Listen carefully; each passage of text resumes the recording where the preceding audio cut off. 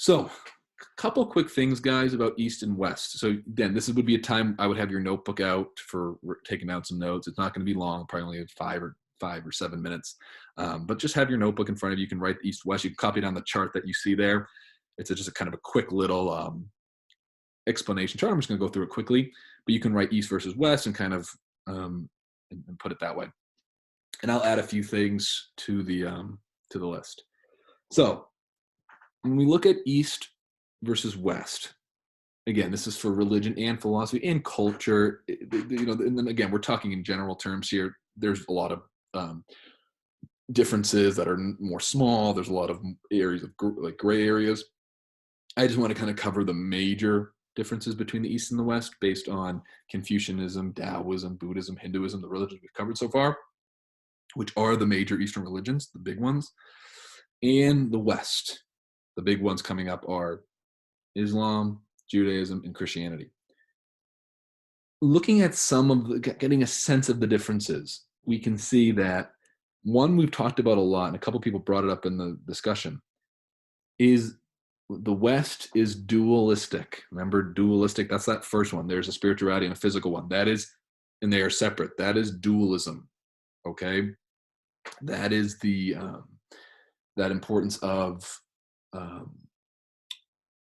the dualistic mindset is really important here, that there's a separation, that the reality is two. There's God and there's the universe. There's man in nature. There is, man and God.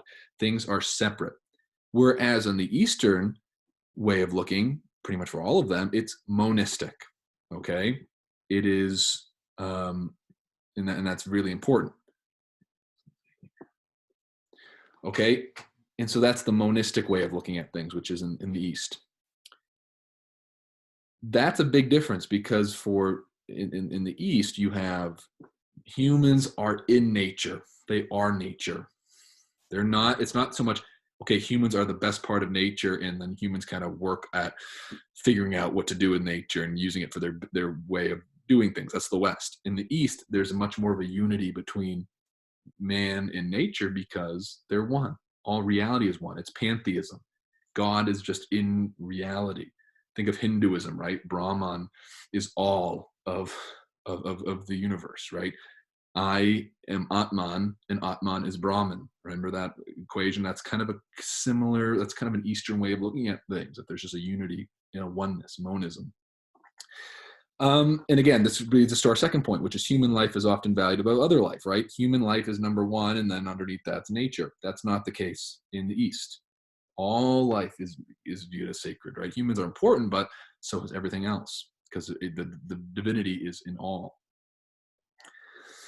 Again, that leads us to our next part too, that we are not pantheistic in the West. We are theistic. The major theistic religions are Islam, Judaism, and Christianity, the big ones we're going to cover the rest of the year. That's not Eastern religion. Eastern religion is pantheistic. God is just in all. Okay, the divine is a part of creation and found everywhere in it. Okay, we believe God exists. Before you even create anything, God exists. That's not the Eastern way of looking at God. And so that does kind of change how we see nature. That changes how we see ourselves. A couple of the other ones here. Time is different, right? We talked about primal time at the beginning of the year. This is linear time is the West, right? The West believes in linear time. Linear means line. There's a past, a present, and a future. This is the Western way of looking at religion, right? God created, then humans fell, and now God has come to save us. And in the end of time, we'll all be saved, or there'll be the final judgment. It's a line, past, present, future. And so this is really important to understand, that it's not a circle, it's a line, right? We think about this all the time in the West, right? We think of time like that, right? In the past, I was this old, now I'm this old. In the future, I want to do this. When I'm, older, I want to do this when I grow up. That's linear. And that's why we call the Western religions historical religions. The events take place in time. God created, God then called Abraham, God called Moses, God called David, God sent Jesus, Jesus died, started the church, right? Right. And that's the history of Christianity and Judaism. But that's linear. For the East, it's cyclical. The journey of mankind is cyclical. There's those cycles of rebirth, right? There's cycles. Taoism is very circular. Hinduism is very circular, right? It's there's cycles of all of time, right? Even in Hinduism, they believe the universe is constantly being recreated, right? It's not a line, it's a circle, it's a cycle. The point is to get out of that cycle, just to be one with God. Oftentimes Hinduism, Buddhism, to break free of the cycle, but everything is cyclical. There's seasons, right? Just like we have the 4 seasons, it's seasons of life. This is a very Taoist way of looking at things as well. And so you have the mankind is linear, the journey of mankind is linear in the West, and in the East, it's cyclical. That's a huge difference of seeing. And someone's adding some symbols for us to see, so that's good to see it. So the line obviously is the West, and the circle is the East. What's the goal? What's kind of salvation for these two ways of seeing? Well, in the West, it's to deal with the problem of sin and morality, right? Sin and immorality, right? Our broken relationship with God, and to be reunited with God. God exists, we exist, we're separate. Sin divides us even more, and then God, through grace, will be united again. In the East, the problem is to deal with the problem of ignorance, to deal with the problems of not knowing the right way. That's why the stress is on enlightenment. Buddha was the one who was enlightened. The gurus in Hinduism are enlightened. They know something that we don't. And if we know it, we'll become enlightened. Confucius knew something that we didn't. Lao Tzu knew something that we didn't. And so it's not, the stress isn't on action so much, whereas in the West, it's all about living the right way and being forgiven by the grace of God and then being reconciled. That's not the case in Eastern religion. It's about dealing with ignorance. It's our minds. We haven't woken up yet to the realities around us. And so that's the importance, is to become enlightened, to become a Buddha, basically, whether it's Taoist or Hindu or Buddha. So those are some major differences. I'll add a couple more quickly.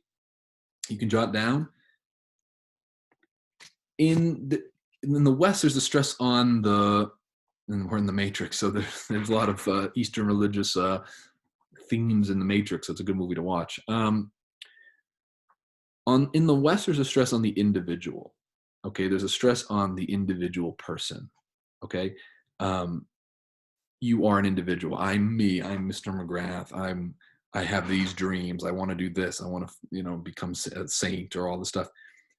Whereas in the East, especially in Chinese religion, especially in Confucianism and Taoism, it's a stress on relationship. You are part of a family. You are part of your family name is more important than your first name. Whereas in the West, we think of our first name, right?